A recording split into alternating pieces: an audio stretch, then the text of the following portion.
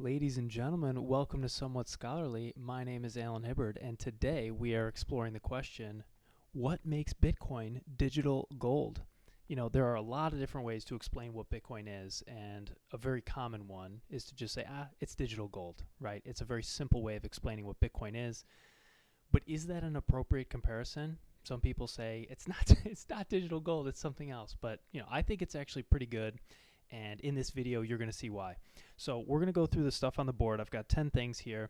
And then in the second half of the video, I'm going to show you some charts in Excel that I think are real sweet. I think they're the most important thing in the video. So definitely make sure you stick around and watch the second half. All right. Number one. Both gold and Bitcoin are portable, durable, divisible, quantifiable, sometimes called a unit of account. Basically, you can put numbers to it, like 10 or 2.25. Fungible, they're all identical and equivalent and substitutable. And they're both a medium of exchange and a store of value. So right there, some people are going to say, wait a minute, Bitcoin's not a store of value. It's too volatile, right? It's too risky. It's not a store of value. Okay, if you're trying to store your value for a day, a week, a month, yeah, Bitcoin's a horrible idea. Yeah, don't do that. Like, that's not a store of value. But if you're trying to store your value for a long period of time, like a year, 10 years, or longer, Bitcoin actually makes a lot of sense, right? Just like gold, right? So I wouldn't use gold to store my value for 6 months. That's crazy. So anyways, I don't think the volatility argument precludes it from being a store of value. And I think you'll see by the end of this that gold and Bitcoin are both stores of value. All right, anyways, number two, produced by work. That's what makes them an asset. So you have to work to mine an ounce of gold. You have to work to mine a Bitcoin, right? It takes effort. Unlike fiat, like fiat currency, which is just like typed into existence. It's like, okay, here's $100 million. Here's 100 million euros. It's nonsense. There's no work involved at all.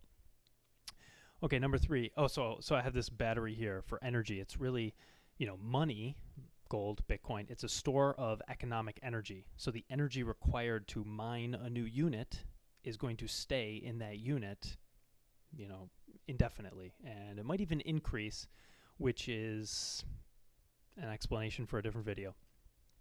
Number three, they're both cash in the sense that they're completely settled and they have no counterparty. So unlike a dollar, which is a Federal Reserve note, a note is a liability in a financial sense.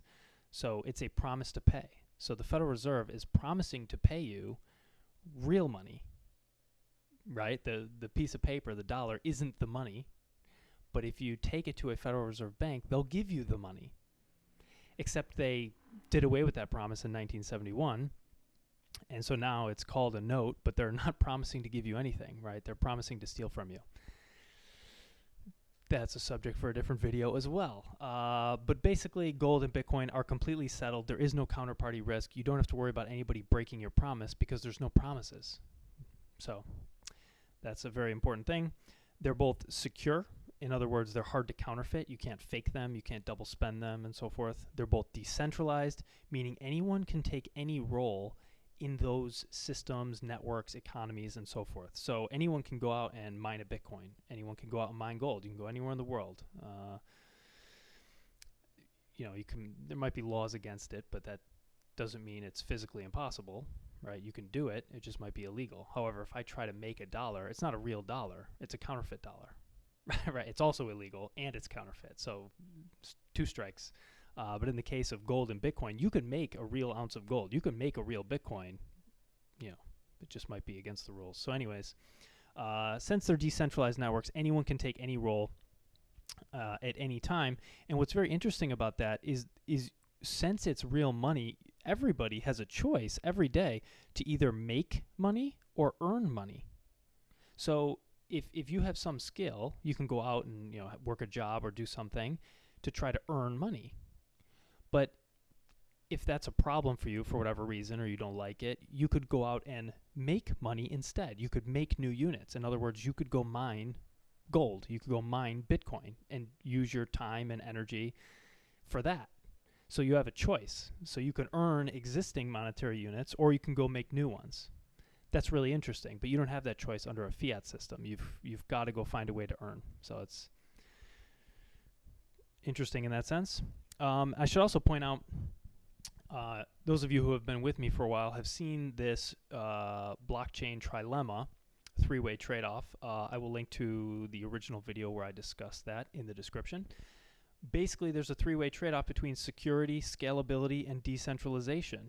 And gold and Bitcoin both choose to optimize or maximize security and decentralization down here at the bottom. So they try to have the best security and best decentralization possible while choosing to sacrifice scalability. Bitcoin and gold, that's real money. However, fiat currencies and most other cryptocurrencies, which I would argue are generally speaking fiat as well, they sacrifice decentralization so that they can be more scalable, right? They try to be secure and scalable. So big differences. If you haven't seen my video, what's the difference between money and currency? I'll put that in the description. You got to check it out. It includes basically this stuff and a whole lot more. So very, very important to understand, especially those of you who are interested in altcoins, which altcoin is better, and check it out. Make sure you know what you're getting yourself into. So that's secure and decentralized.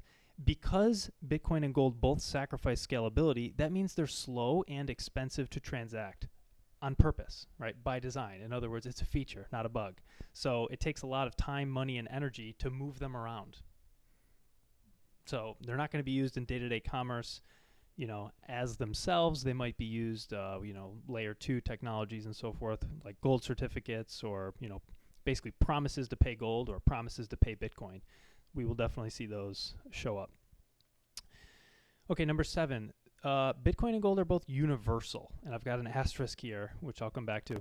So, in other words, they're global, borderless, nationless. Like, there's no limits to the geography that they cover. There's no limits. They go everywhere, and that's why I use the word universal. However, what's very interesting, and it's definitely, sort of like a footnote in this whole discussion, what's very interesting is that if you imagine a scenario in which humans are interacting with intelligent life from another planet, right, if you believe in that sort of thing, there's almost a 0% chance that they're ever going to want a Bitcoin. Almost zero. However, gold seems very plausible. So, anyways, something we can discuss later, but it's interesting to think about that Bitcoin feels very much like an earthbound technology. So maybe it does have some borders, but in my opinion, at least. All right, moving right along. Scarcity. They're both scarce, but I've got a question mark here and an exclamation point and another question mark. Because it's important to think about absolute scarcity versus relative scarcity. So, of course, with a digital technology like Bitcoin, we can create absolute scarcity and say, okay, there's only 21 million maximum. But with gold, it's relative scarcity. So when you think about it, in the universe, I guess there's probably a finite amount of gold. I mean, it's really large, but I don't know if you could ever prove that. I guess if the universe is infinite, then maybe there's infinite everything. And, multiverse. I don't know. I don't know if anyone could know that. I don't know if anyone could answer that question. But from a human perspective, the amount of gold we could acquire is essentially limitless. Like, there's really no limit to the amount of gold we could acquire as a human species for all, practical purposes. And what's very interesting is the book, The Ultimate Resource by Julian Simon. I definitely recommend you guys at least, check it out or, Google it or something. But if you read the first bullet point here on the cover, natural resources and energy are getting less scarce. You can read the other bullet points, too. Basically, throughout history, especially, the 1900s, a lot of economists say, oh no, we're running out of oil. Oh no, we're running out of food. Oh no, we're running out of gold. We're running out of this, that, and the other thing. And, in this book, Julian Simon basically looks at all the data of all these curves and he says, okay, we actually have more of every single resource than we've ever had in history. And we know about, proven reserves of all these different resources in larger quantities than we ever have throughout history, especially on a per capita basis. So even though population is going up, the resources available to us are going up even faster because we discover new technologies to find different resources, we create new tools to harvest those resources, and so on. So, when he says the title here, The Ultimate Resource, he says the ultimate resource is basically, human ingenuity. So we're only limited by our ability to invent things and then go dig things up out of the ground, essentially. But there's no practical limits on all these resources. So it's a very interesting way of thinking, very important data to consider. So yeah, Bitcoin and gold are scarce, but in different ways. Number 9, anti-fragile.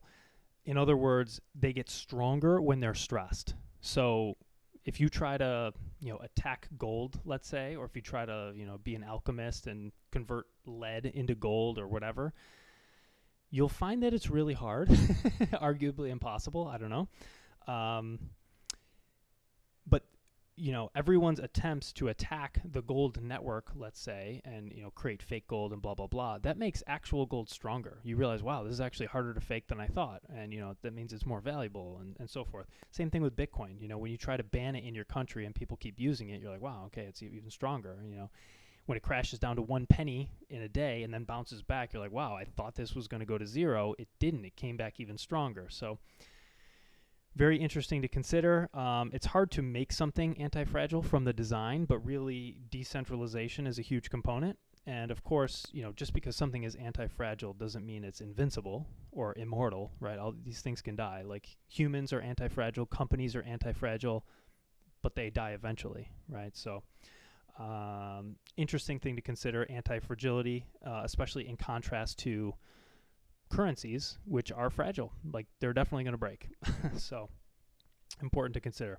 And finally, number 10, which is going to lead us into the charts, market treatment. How does the market view Bitcoin? How does the market view gold? I would say it is nearly identical, and that's what I want to show you right now. So here's a little preview of what I'm going to show you. Basically the difference between risk assets and safe haven assets. Okay, so this is like the price trajectory, which I will show you in just a second. A risk asset tends to go up most of the time, has a rounded top and a spiky bottom, and it tends to repeat, right? So rounded top, spiky bottom. Safe haven assets tend to be the opposite. Rounded bottom, spiky top. Rounded bottom, spiky top. And it repeats more slowly, generally speaking. So let's actually look at Excel. Let me see somewhere. Here it is. All right, let's start with gold. So this is the price of gold, and you'll notice I started in 1900. Okay, 1900. And gold was fixed by law at $20.67. Then the price was raised to $35 in the 1930s. And that's also when FDR confiscated everyone's gold and made it illegal for Americans to own gold. Basically this whole time period until 1965. Okay, and then in 1968, then there was the London gold pool for a little bit. It doesn't really matter. And then in 1968, gold became freely traded, which basically means that the dollar was no longer pegged to gold. People could buy and sell gold for any number of dollars that they wanted. So, okay, hang on. We'll come back to that in a second. Let me show you what stocks look like. Okay, so now we're looking at both. This is the Dow Jones Industrial Average, again, since 1900. And you can see that it exhibits the risk asset concavity, right? Concave down. So the curvy part, if you were walking into a cave, you go in that opening, it points down. So you can see here that there's like a rounded top, spiky bottom, rounded top, spiky bottom, and then smaller versions of the same thing. And it just tends to repeat the majority of the time, right? It's not 100%, right? This is spiky top, spiky bottom. This is the Great Depression. But generally speaking, you get that rounded top, spiky bottom, rounded top, spiky bottom, over and over and over. Unlike safe haven assets, right? Gold being the premier one, rounded bottom, and then spiky top. So rounded bottom, spiky top, and then like this, and then much broader curvature here, but same idea. So that's basically the difference between a risk asset and a safe haven asset. So stocks versus gold. These are the best examples. And we could look at U.S. Treasuries, but I don't want to make this video too long. I think you find that if you look at U.S. Treasuries, it looks more like a policy asset, which is what I would call it. I don't know if anyone else has called it that. But basically, it looks like a Christmas tree. It's completely symmetrical, like up and down with different magnitudes. It's very interesting, but we'll look at that another day. All right, so let's go back to gold for a second. And since this was flat back here, we're not going to use it in our analysis. We're only going to look at the period of that gold was freely traded, and let's zoom in on that. So it starts in 1968. Obviously, it goes to today. Okay, looks like this. So it starts here April 1st, 1968. Gold was $37.70. And it goes until today, or maybe a couple days ago. I just had it. Okay, December 2nd, 2020, 1822. Okay, and you'll notice I started in 1965 and I went to the year 2035. That's just to squish the data a little bit. You'll see why in a second. So there is like a blank space at the beginning and a large blank space at the end. So hang on. All right, that's gold. But keep in mind, we're looking at the entire history of it being freely traded. The whole thing, right? We're not cherry picking like, 1 year or even 1 decade or whatever. We're looking at the entire history, okay? Entire history. All right, pause. Let's look at Bitcoin. All right, this is Bitcoin. You'll see we're starting in 2012, and we go until today. I think what, December 2nd or something? Yes, 19,201. So I arbitrarily chose January 1st, 2012. I don't know if we'll be able to actually get the data point. Actually, are we going into 2011? Oh, interesting. Okay, maybe I switched it since I last checked it. Anyways, this is around the time that Bitcoin became freely traded, quote unquote. There isn't like an exact day. But Bitcoin launched in 2009, but there weren't exchanges. Like you couldn't just trade Bitcoin with people for US dollars or for other sovereign currencies. So there really was no market, and that kind of lasted, more than a year. I forget the exact date. And then Mt. Gox became a major exchange, but a lot of people didn't have access to it. So it wasn't until the second half of 2011 and the first half of 2012 that we got a lot of crypto exchanges. So I think Kraken was founded like right around here, second half of 2011. Bithumb, I think. I think Coinbase was founded in the first half of 2012. So we got a lot of exchanges here. So anyways, that's why I'm choosing this point. This is really when most people in the world had access to Bitcoin. Okay, so we have, and then it goes till today. So we're looking at basically the whole history of Bitcoin when it was freely traded, quote unquote, and the history of gold when it was freely traded. Let's put them together. Okay, this is what it looks like when you put them together. The whole history of both assets being freely traded. I mean, what else do you need to know? I think this is super powerful. I'm surprised more people aren't talking about this. Geez, if gold is a safe haven asset because of how it trades, then Bitcoin is too. I know that sounds so crazy because it is so volatile and it is so risky, and obviously it could go to zero, but the market is saying that Bitcoin trades like a safe haven asset. So let's go back and look at stocks and gold again. And if you want, by the way, you can download this data very easily. Like I've got all the sources in the bottom of every chart. So it's very easy to find Dow Jones, price of gold, price of Bitcoin. Very, very easy. You can do this yourself. So if we take the Bitcoin data and say like, well, I guess we could manipulate it and try to make it look like the Dow Jones. You could try. I spent a long time trying to do this, but you figure out that it just doesn't work. It just, the concavity is different. Like you can see all the curves at the bottom of all these movements. And then if you look at the Dow Jones, the blue, the curvature is at the top. It's just so hard to get anything to line up, no matter how much you like stretch it or shrink it or expand it or what part of the chart you're trying to match. Like it's just really hard. However,